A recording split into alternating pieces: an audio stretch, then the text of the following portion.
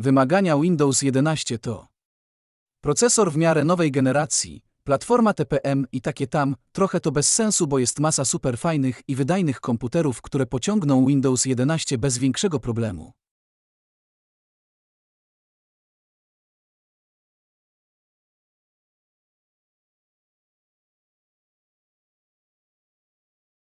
Zatem, jak zainstalować Windows na starszym sprzęcie?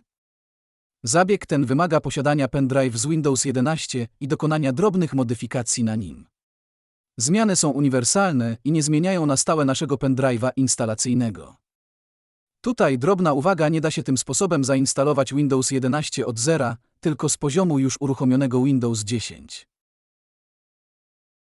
To, co jest nam potrzebne, to dorzucenie do naszego pendrive pliku wykonywalnego BAT.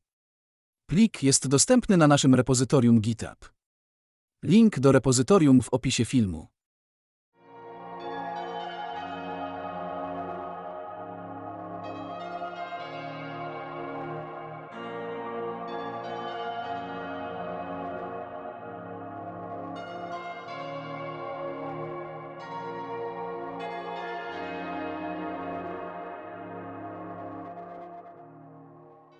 Plik zgrywamy na pendrive i zmieniamy mu nazwę tak, aby miał rozszerzenie BAT, czyli aby dało radę go uruchomić.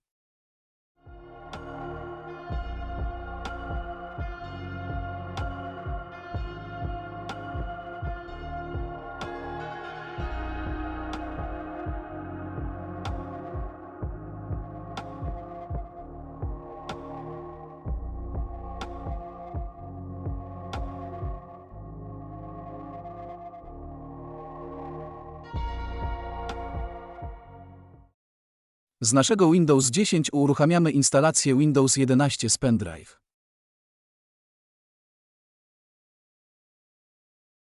Próbujemy instalować, aż dojdziemy do komunikatu, iż nasz komputer nie spełnia wymagań.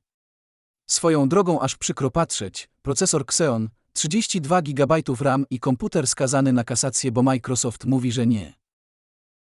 Wracając do tematu, cofamy się o krok, uruchamiamy eksploatatora i uruchamiamy zapisany wcześniej na pendrive plik BAT. Plik modyfikuje nam rejestr, dajemy kontynuuj i to jest to, instalacja idzie dalej.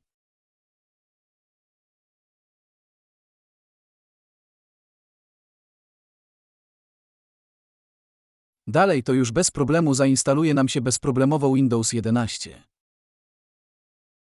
Jeśli filmik się przydał, zostaw komentarz, łapkę w górę lub zasubskrybuj.